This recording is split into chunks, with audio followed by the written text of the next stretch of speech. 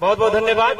अगले वक्ता के रूप में बड़े आदर और सम्मान के साथ मैं आग्रह करूंगा माननीय विधायक समीम साहब जी से कि आए और अपनी बात को रखें।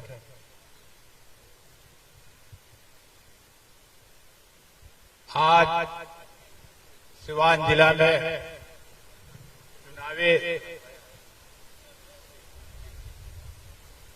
चुनावी सभा में हम लोगों के बीच युवा के आइकॉन और बिहार के भविष्य माननीय तेजस्वी प्रसाद यादव जी, वीआईपी के संरक्षक मुकेश सहनी जी और इस जिला के इस सिवान के कैंडिडेट अवध बिहारी चौधरी जी और यहाँ पे सम्मानित नेतागण और यहाँ दूर दराज से आए हुए हमारे बुजुर्ग दोस्त साथी नौजवान, मैं सभी लोगों का तहे दिल से मुबारकबाद देता हूँ। आज आप देख रहे हैं कि देश में दो धारा की लड़ाई चल रही है। एक तरफ संविधान बचाने की बात हो रही है और दूसरे तरफ खत्म करने की बात हो रही है। और ये देश में बेरोजगारी कैसे रुके और दूसरे तरफ है कि बेरोजगारी कैसे बढ़े।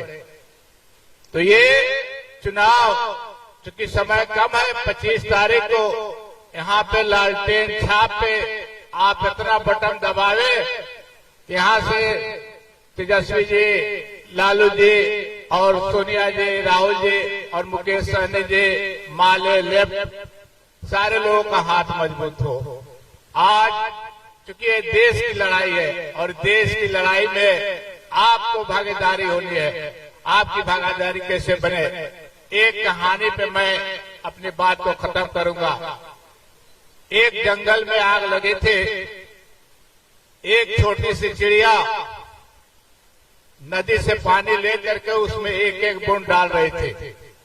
सारे जानवर उसको देख करके मजाक उड़ा रहे थे। सारे जानवर ने उसको बुला करके पूछा कि इतनी बड़ी आग में तुम्हारे एक बूंद पानी डालने से क्या आग बुझ जाएगी? चिड़िया का जवाब सुनिएगा। चिड़िया ने बोली कि मैं भी समझता हूं कि इससे आग नहीं बुझेगा, लेकिन जिस दिन इसका इतिहास लिखा जाएगा तो मेरा नाम इस जंगल के बचाने में लिखा जाएगा, न कि आग लगाने वालों में लिखा जाएगा। तो ये देश की लड़ाई है। इस देश में आप सभी एक एक वोट दे करके अपनी भागीदारी को भारी मतों से सिद्ध करें और इनको विजयी बनावे। यही बात करके मैं अपनी बात को समाप्त करता हूं। शुक्रिया। बहुत बहुत धन्यवाद। अगले वक्ता के रूप में गरीबों, पिछड़ों, शोषितों के मसीहा, रोजगार मसीहा, हम सभी के नेता आदरणीय श्री तेजस्वी प्रसाद यादव जी से आग्रह है कि आए अपनी बात को रखें। तेजस्वी यादव जिंदाबाद।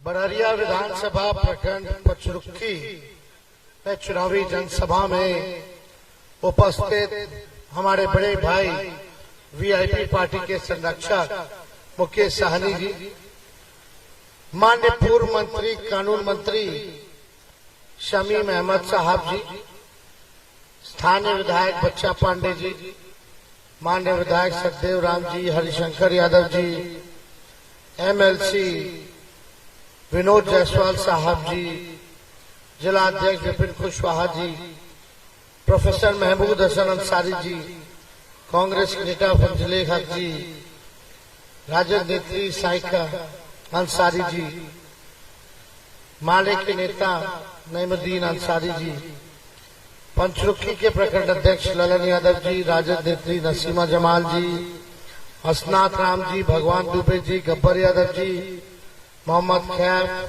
शिक्षक नेता जयप्रकाश चौधरी, कबीर यादव, सुनीता यादव, कमलेश कुशवाहा जी, सीमा चौधरी जी, रेणु यादव, श्रीनिवास यादव जी और विशाल जायसवाल जी, सभी हमारे पंचरुखी की महान मतदातागण, जनतागण, सभी बुजुर्गों के जैसे गोड लगातनी, सभी माताएं बहना के जैसे प्रणाम करतनी और नौजवान भाई के जैसे गला लगातनी। देखिए बैठ के बोले के हो काहे कि डॉक्टर साहब सलाह दिले हैं कि हमारे जो कमर के हड्डी में जो चोट बा वो तो कह दिले हैं कि पूरा कंप्लीट बेड रेस्ट करिए। हम डॉक्टर साहब की कहनी है कि तू कहता रहा कि 3 हफ्ता कंप्लीट बेड रेस्ट की जरूरत बा। अब तो 10-11 दिन बाद तो चुनाव खत्म हो जाए और जब देश के संविधान के बचावे के बाद बा, देश के लोकतंत्र के बचावे के बाद बा, गंगा जमुनी तहजीब भाईचारा बचाने के बाद बा, तो तेजस्वी तब तक बेड रेस्ट न ली जब तक नरेंद्र मोदी जी के बेड रेस्ट करा दी। हमने के नौजवान मानी नया सोच बा, नया बिहार बनावे के बा। असल में मुद्दा का बा? बेरोजगारी के मुद्दा बा। बेरोजगारी, गरीबी, महंगाई ये असल मुद्दा है। 10 साल से प्रधानमंत्री नरेंद्र मोदी जी हवन, केंद्र में सरकार, राज्य में हमने के अगर 17 महीना, 18 महीना, 15 और 22 में छोड़ दी तो 17 साल से एनडीए के राज। आप देखिए एमपी लगातार जो है एनडीए का जीत रहा है। अगर आकलन किया जाए 17 साल, 10 साल और एनडीए का लगातार एमपी जो जीत रहे हैं 10 साल, 15 साल से, तो पढ़रिया या सिवान के लिए क्या काम किया हुआ? कौन सा काम किया? बढ़िया में कोनो कारखाना खोल दिले, कोनो बढ़िया अस्पताल बना दिले, विश्वविद्यालय बना दिले, कोनो अच्छा स्कूल बना दिले, नौजवान लोग के नौकरी दिला दिले, पलायन रोक दिले। कौन सा? या किसानों के आय दुगुना कर दिले, या कटनी हुआ, फसल के सही दाम मिल रहा नहीं मिल रहा, कि किसान भाई लोग बच जानता है। तो काम ऐसा क्या हुआ? मोदी जी का एक उपलब्धि बता दीजिए जो बढ़िया के लिए किया गया हो। एक काम बता दो कोई 10 साल में जो नरेंद्र मोदी जी ने बढ़िया की जनता के लिए किया हो। कोई काम नहीं, केवल झूठ बोलो। 10 साल झूठ बोले मोदी जी। भाइयों बहनों, मोदी आएगा तो अच्छे दिन लाएगा। हर साल 2 करोड़ नौकरी देगा, 15-15 लाख रुपया खाता में देगा, काला धन ले आएगा, किसानों का आय दुगुना कर देगा, कच्चा मकान के पक्का मकान बना देगा, महंगाई, गरीबी सब खत्म कर देगा। एक काम बता दीजिए, कोई निवेश अगर सीमांत में उन्होंने लाया हो तो, या बिहार में कुछ किया हो तो। 40 में से 39 सांसद उनका।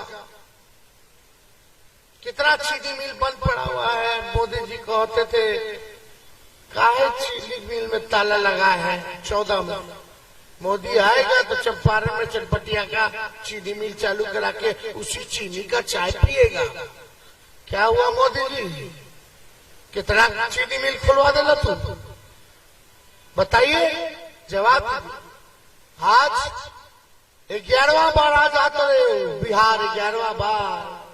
रात में फिर रुकी है, दोबारा रुकी है। काहे कि उनको हवा लग गई बाटे कि भाजपा के बिहार से सफाया हो गई। एक 34 साल का नौजवान जो है नौकरी के एजेंडे पे प्रधानमंत्री जी को सड़क पे लाया। ये ताकत आप लोगों ने दिया जो हमने के 17 महीने में काम किए। 5 लाख लोगों को सरकारी नौकरी दिया। 3 लाख प्रक्रिया करा के आए, यानी 8 लाख हो जाता, नहीं तो चाचा नहीं पलटते। तो चाचा जी के लोग हाईजैक कर लिया। लेकिन हम बुझाता नहीं, शरीर हो ही जाबा, मन हो ही जाबा। अब चाचा बुजुर्ग हैं, हम तो पूरा सम्मान देते थे, आगे भी देंगे। और सरकार था तो किसी का माइकल लाल में दम था क्या कि सरकार को या चाचा के बारे में कुछ बोल दे कोई? हम तो बेटा की तरह खड़ा थे। लेकिन कुछ लोग हैं वहां जो इधर उधर करा करके उनको इधर उधर ले गए। उनका मन नहीं था कुछ दिन पहले पटना में रोड शो हुआ था भाजपा का, नरेंद्र मोदी जी का, हाथों में कमल थमा दिया। आप चेहरा देखेंगे हमारे चाचा का, नीचे खड़ा कर दिया नरेंद्र मोदी जी अपने ऊपर और चाचा के नीचे। अब फोकस लाइट खाली मोदी जी के मुंह पे, चाचा जी के मुंह पे नहीं की। तो हमने के जाना तो नहीं भाजपा वाला चुनाव के बाद क्या करी। खैर चाचा जी जहां है हमारी शुभकामना है, बड़े हैं, बुजुर्ग हैं, सम्मान था, सम्मान आगे भी करेंगे। लेकिन ये देश का चुनाव है और देश के चुनाव में देश को बनाने का चुनाव है। यहाँ भाजपा के लोग प्रधानमंत्री 11वां बार आ रहे हैं, पढ़ाई, दवाई, कमाई, सिंचाई के बारे में एक बार भी बोलो तो बता दो, या बताएं कि 10 साल क्या हिसाब दे, कुछ बोले ना, नहीं बोले। अगला 5 साल क्या करेंगे बिहार के लिए, सिवान के लिए, क्या रोड मैप है, ये हो नहीं बोले, कुछ नहीं बोले। खाली हिंदू, मुस्लिम, मंदिर, मस्जिद, इस्लाम, सनातन, बस यही सब चीजें असली मुद्दा के डाइवर्ट करते हैं, गुमराह कर रहे हैं लोगों को। क्योंकि 10 साल काम नहीं किया, लोग उलझा के रह जाए, हिंदू मुसलमान लड़ता रहे और हम इन्हें राज करते रहे। लेकिन नौजवान भाई जरा सोचो, बुजुर्ग लोग सोचिए, सब लोग सोचिए, असली मुद्दा क्या है। धर्म आस्था अपने जगह पे, लेकिन नौकरी मिलना चाहिए, लोगों को काम मिलना चाहिए, अच्छा पढ़ाई लिखाई होना चाहिए, अच्छा अस्पताल बने ताकि सबका इलाज होना चाहिए। बिहार में कारखाने खुलने चाहिए, चीनी मिल खुलना चाहिए ताकि लोगों का इलाके का तरक्की हो सके, किसानों का आय दुगुना होना चाहिए, महंगाई कम होनी चाहिए, गरीबी कम होनी चाहिए। यही है असल मुद्दा। हम लोगों ने 8 लाख नौकरी तो दिया, 5 लाख नौकरी दिए, 3 लाख प्रक्रियाधीन करा के आए, नियोजित शिक्षक 4.5 लाख को राजकीय कर्मी का दर्जा दिलाए, आरक्षण की सीमा को 17 महीने में ही 75% किए, जाति आधारित गणना कराए, tourism policy, sports policy, IT policy हम लोगों ने बनाया, इन्वेस्टर मीट करके निवेशकों को बुलाया। अब पहली बार बिहार में 50,000 करोड़ का एग्रीमेंट निवेशकों से साइन कराए कि बिहार में इतना निवेश आप कीजिएगा। ये सारा काम उपलब्धि हम लोग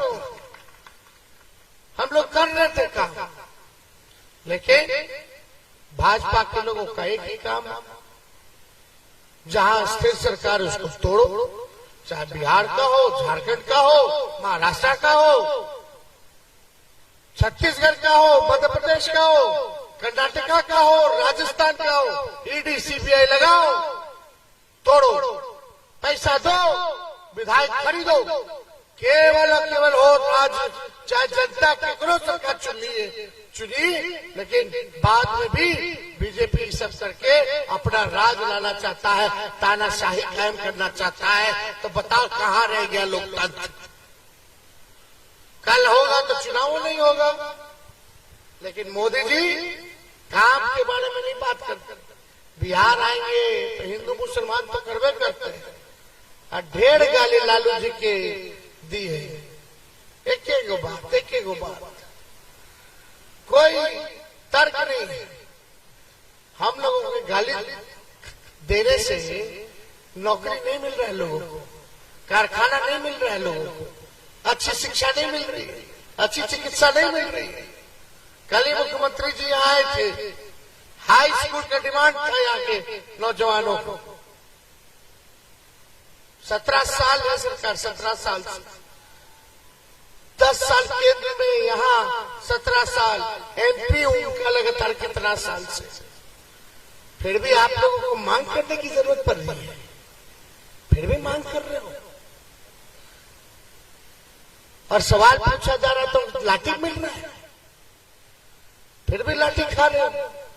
अवध बिहारी चौधरी जी को हम लोगों ने प्रत्याशी बनाया, MLA कई बार आ चुके, अभी भी सिवान से MLA है, पुरान नेता है, अनुभवी नेता है, मंत्री रहे हैं, मंत्री का तजुर्बा है, स्पीकर का तजुर्बा है विधानसभा का, और कैसा प्रत्याशी चाहिए आपको जिसको किसी चीज का ज्ञान नहीं, जिसको किसी चीज का तजुर्बा नहीं, तो सिवान के लिए आवाज पार्लियामेंट में कैसे उठाएगा?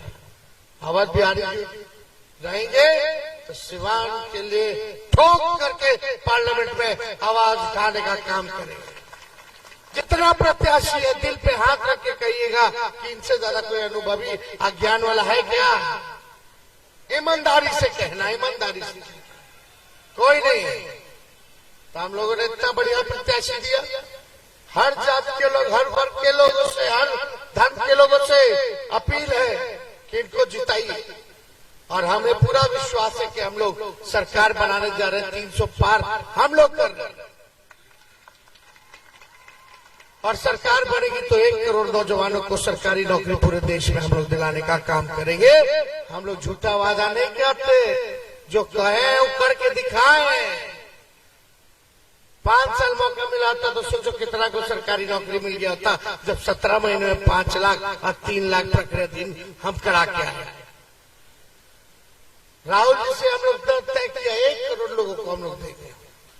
30 लाख पद रिक्त है, 70 लाख सृजन करना है, क्यों नहीं हो सकता? मोदी जी तो हर चीज बेच दे रहे हैं, तो कहां से नौकरी लगेगा? सब चीज प्राइवेटाइजेशन कर रहे हैं। आर्मी में, सेना में अग्निवीर लाके 4 साल में बाहर, अपने 75 साल से हो गए, 5 साल और मांगे तरे। हमारे नौजवान भाई के सेना में देखने जाए के बाद 18 में ज्वाइनिंग है, 22 में रिटायर। ये कहाँ का इंसाफ है भाई, कहाँ का न्याय है? इसलिए अग्निवीर योजना को हम लोग खत्म करेंगे और गरीब बहनों को साल में एक बार 1 लाख रुपया का सहयोग किया जाएगा। यानी हर महीने 8,333 रुपया हमारे गरीब बहन के खटाखट अकाउंट में डायरेक्ट जाएगा। 500 रुपया में गैस सिलेंडर हम लोग कर देंगे, जो मोदी जी ने 1200 गैस सिलेंडर कर दिया। सिलेंडर है लेकिन गैस भरवाने का हिम्मत किसी को नहीं है, इसलिए वो काम करेंगे। 200 यूनिट फ्री में बिजली दिया जाएगा। 10 फसल पे हम लोग जो है एमएसपी किसानों का तय करेंगे। ये सारा हम लोग काम करने जा रहे हैं, लेकिन आप सब लोगों का सहयोग चाहिए। 5 किलो अनाज नहीं, हम लोग 10 किलो अनाज दिलवाएंगे, 10 किलो। तो ये सारा काम हो रहा है, लेकिन सिवान की जनता से यही अपील है कि एकजुट रहिए। ये लड़ाई कोनो मेरा अपना व्यक्तिगत लड़ाई नहीं है, किसी व्यक्ति का चुनाव नहीं है, ये पूरे देश का चुनाव है।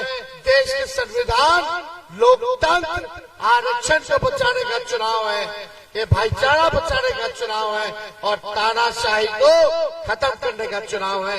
इसलिए आप सब लोगों से अपील करते हैं कि चुपचाप लालटेन छाप, एकदम चुपचाप लालटेन छाप, लालटेन पे बटन दाबिए। हम कमर में चोट है, हड्डी में, लेकिन फिर भी हमने ठाना है। 180 से भी ज्यादा रैली है, 185 के आसपास, क्या 185 के आसपास हम लोग रैली कर लिए। और हम तब तक चुप नहीं बैठेंगे जब तक अपने नौजवान भाइयों को नौकरी और रोजगार नहीं दिला देते। बेरोजगारी से जब तक आजादी नहीं दिला देते, तेजस्वी आप लोगों के लिए लड़ने का काम करेगा। इसलिए ज्यादा समय नहीं के, और भी जगह हमने के जाए के बाद तो आप लोग आशीर्वाद दीजिए, ताकत दीजिए, और आप लोग कहिएगा तो हम चौधरी जी के, हमारे अभिभावक के विजय के माला पहना दे। दोनों हाथ उठा के बताओ।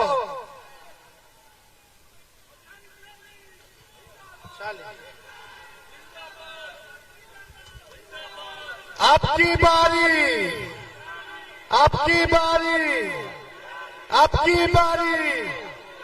बड़ारिया की जनता जिंदाबाद, पंचरुखी की जनता जिंदाबाद। बहुत बहुत धन्यवाद। जय हिंद, जय बिहार। तेजस्वी है तो ताकत है,